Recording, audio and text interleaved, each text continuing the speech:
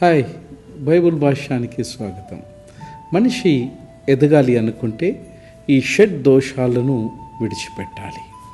మొదటిది అతి నిద్ర. మనిషి ఎక్కువ అనవసర సమయాలలో నిద్రించడం వలన మనిషి జీవితంలో ఎదగలేడు. రెండవది నీరసం, తంద్ర. పని చేయాలని కోరిక లేకపోవడం వలన మనిషి జీవితంలో ఎదగలేడు. మూడవది భయం. అనవసరమైనటువంటి ప్రతికూల ఆలోచనలతో చేయవలసినటువంటి పని నుంచి విరమించడం.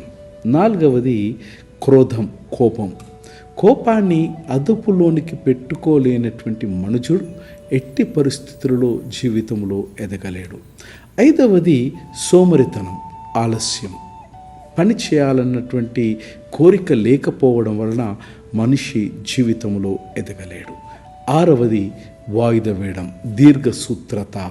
పనిని వెంటనే చేయకపోవడం లేదా వాయిదా వేయడం వలన పనిని పూర్తి చేయకపోవడం జరుగుతుంది.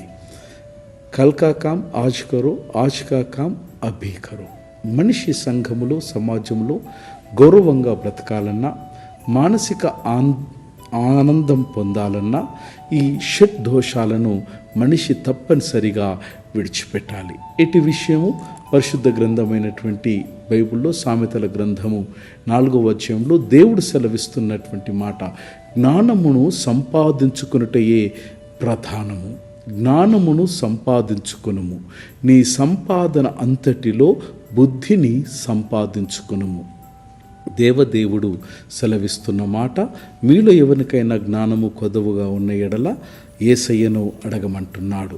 నిర్భయంగా, నిశ్చయంగా దేవుని సన్నిధిలోనికి వచ్చి జ్ఞానాన్ని అడగండి.